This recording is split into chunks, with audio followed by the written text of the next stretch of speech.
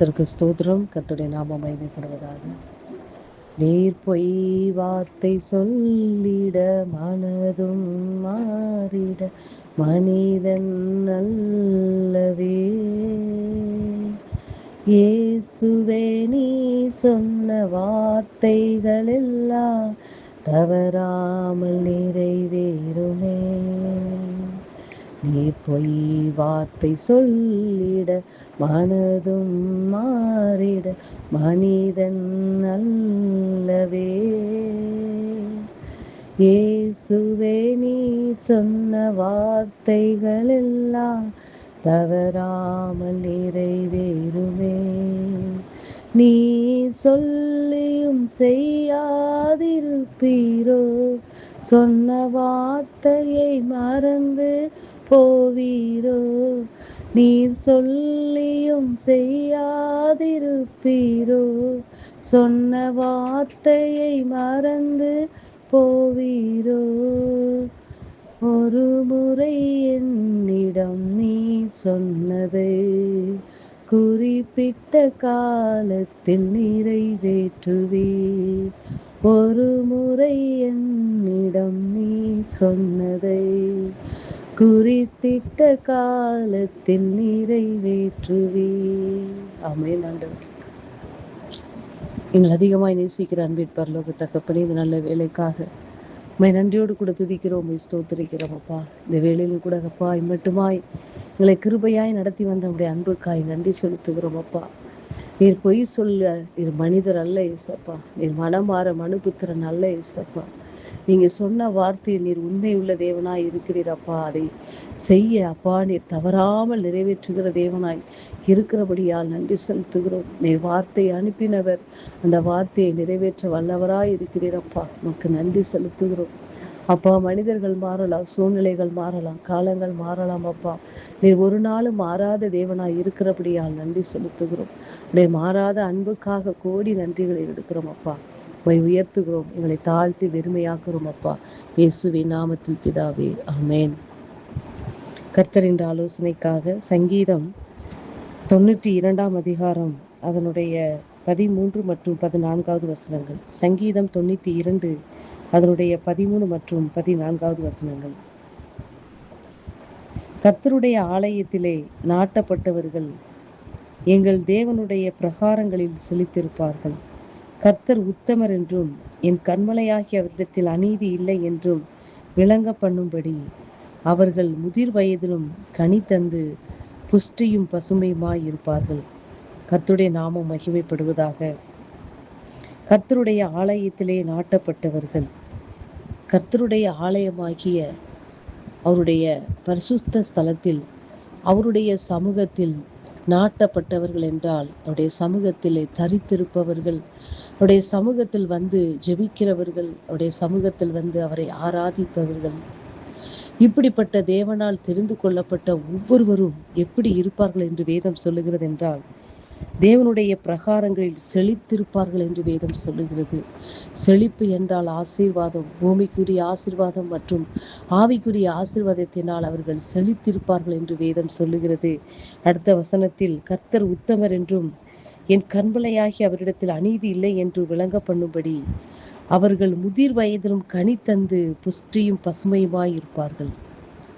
அதாவது கர்த்தருடைய சமூகத்தில் நாட்டப்பட்டவர்கள், கர்த்தருடைய சமூகத்தில் தரித்திருப்பவர்கள், அவர்களுக்கு காலம் என்பது ஒரு தடை இல்லை.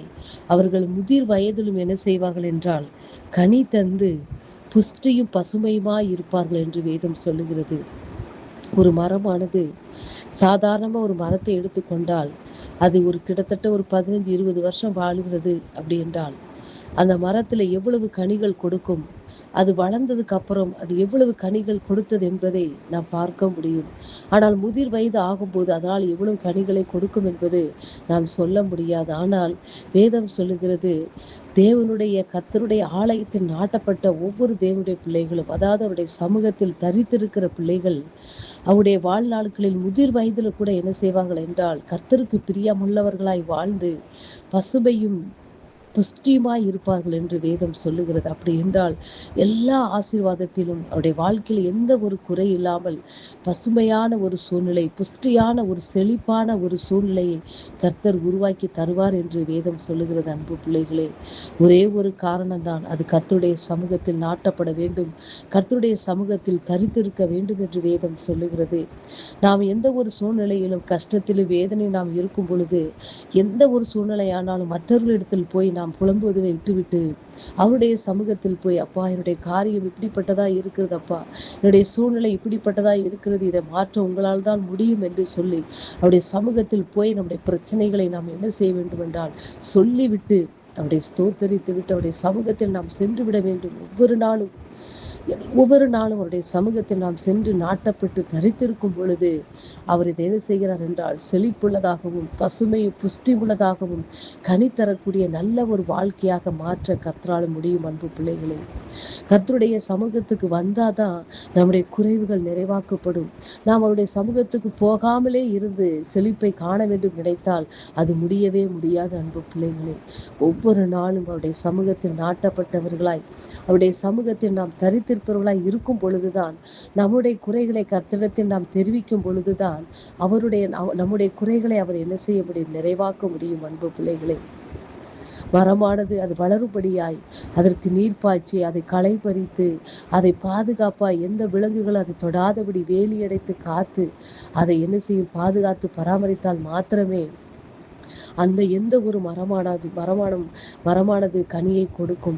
அதே போலதான் கர்த்தருடைய சமூகத்தில் நாம் நாட்டப்படும் பொழுது, தரித்திருக்கும் பொழுது நம்மிடலே காணப்படுகிற எல்லா அசுத்தங்களும் நீங்கி எதெல்லாம் எந்தெந்த கலைகள் நீக்கப்பட வேண்டுமோ அதெல்லாம் நீக்கப்பட்டு நமக்கு எந்த தீய சக்தி அணுகாதபடி நம்மளை வேலி அடைத்து பாதுகாத்து, எந்த துரு இச்சைகளோ சக்திகளோ நம்மளை அணுகாதபடி பாதுகாத்து, நமக்கு தேவையான நீர் ஊற்றி நம்மளை வளர வைத்து கனி கொடுக்கும்படி கர்த்தர் விரும்புகிறார். அன்பு பிள்ளைகளே, அது அவருடைய சமூகத்தில் நாட்டப்பட்டால் மாத்திரமே, அவருடைய சமூகத்தில் தரித்திருந்தால் மாத்திரமே நம்மளை கனியுள்ள வாழ்க்கையை வாழ செய்ய கர்த்தரால் முடியும். அன்பு பிள்ளைகளே, அவருடைய சமூகத்துக்கு போகாமல் நாம் எப்படி தேவனுக்கு பிரியமாய் வாழ முடியும், எப்படி கனி உள்ள வாழ்க்கையை நம்மளால் வாழ முடியும்? அன்பு பிள்ளைகளே, கர்த்தருடைய சமூகத்தில் அனுதினம் செல்வோம், அவருடைய சமூகத்தில் தரித்திருப்போம்.